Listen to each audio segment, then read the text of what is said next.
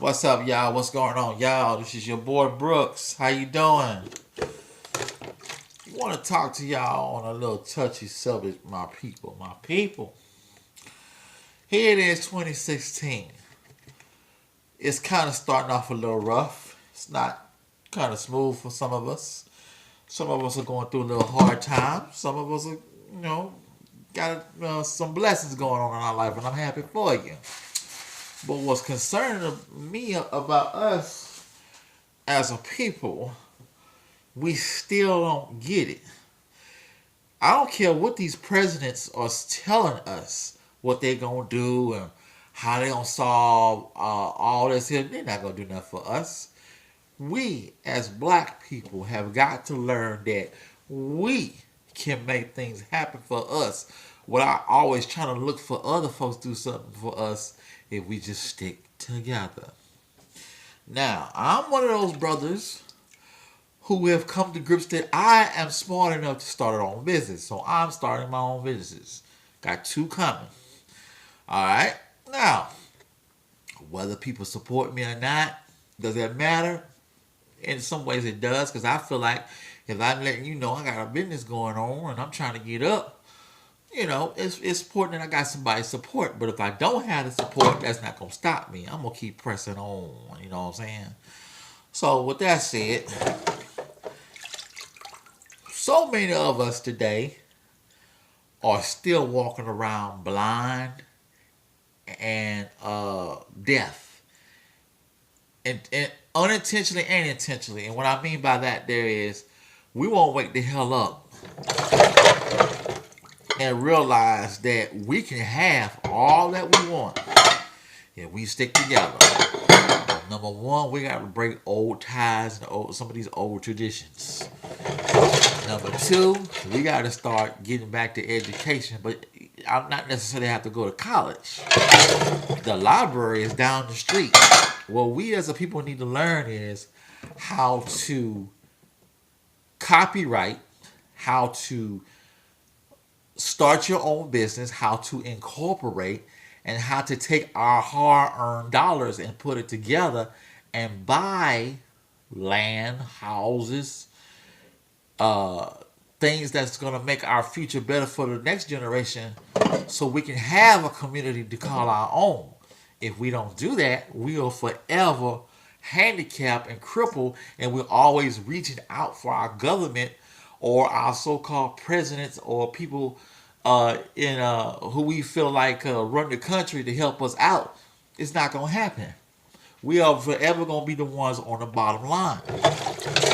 If we don't care about ourselves, how can we expect them to care? We can we can have businesses where we support each other. We can have schools where we teach each other and empower each other. But like I say, we still walk around here blind and deaf and ignorant. We refuse to turn off the TV. We refuse to wake up to what we're listening to. We refuse to stop and just pay attention to what's going on, where you spend your money, who you spend your money with. We treat each other so bad. What was yes we do? We so bad. We degrade each other.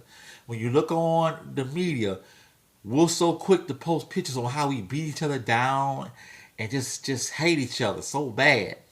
But yet we want to come together and sing kumbaya when the police are kicking our behind or our elected officials have stole our money and ran off with everything we don't work hard for.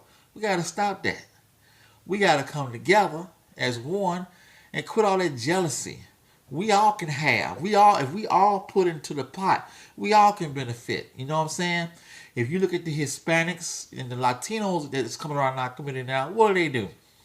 They get together, they'll buy one house, stay in that one house together, then go get another house, upgrade that house, build that house, so on and so on.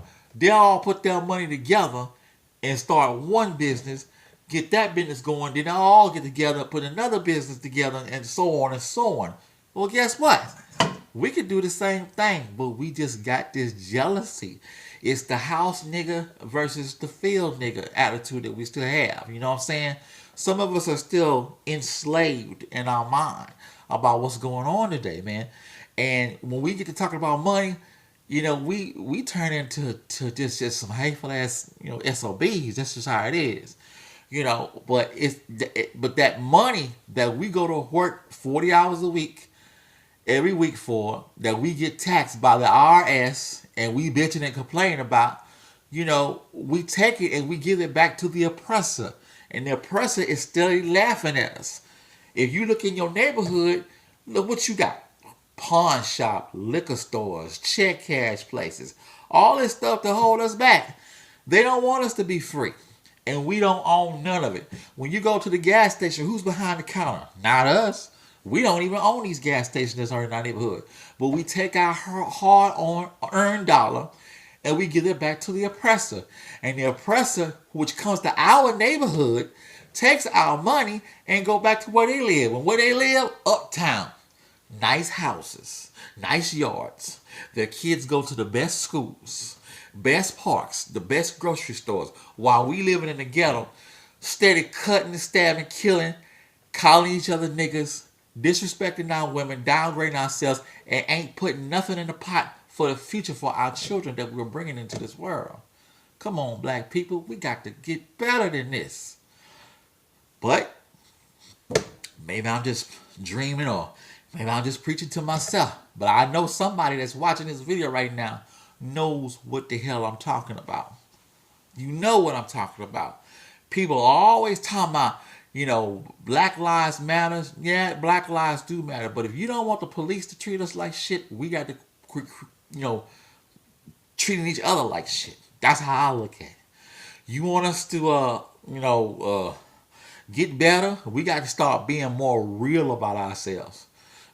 Monday through Saturday is, fuck you, get the hell out of my way.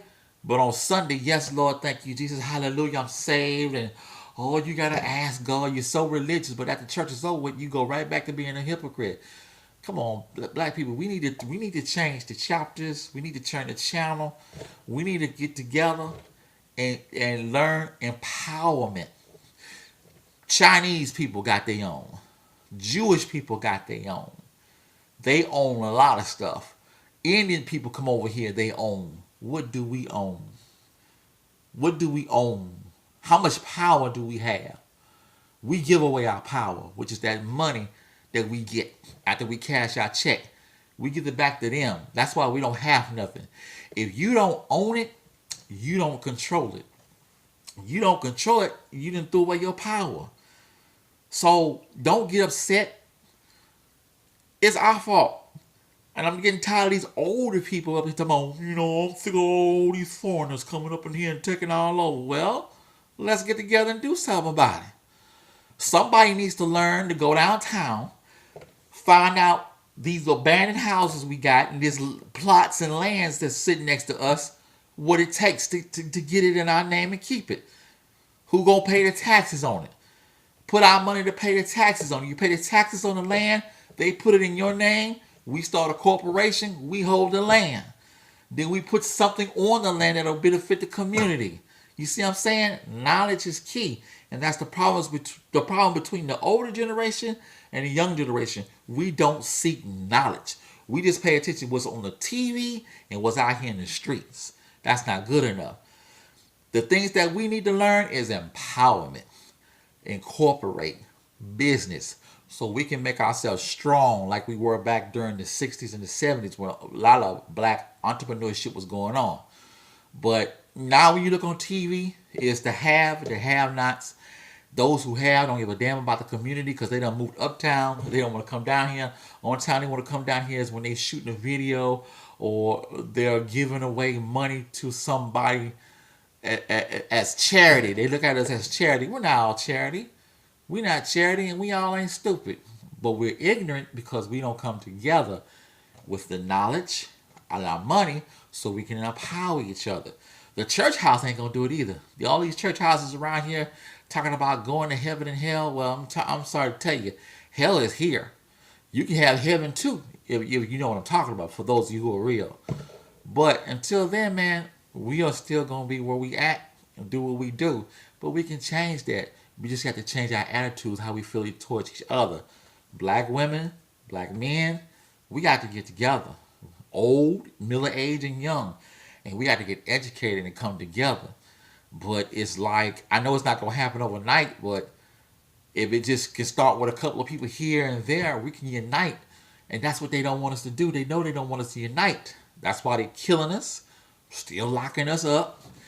And, you know, they want us to stay on welfare and all this other stuff. But pretty soon, they're going to start taking away welfare and just locking us up. They don't even want to give us welfare no more. You want to know why? Because the new minorities coming in now. You know who they are. They're getting the welfare and all the assistance and stuff.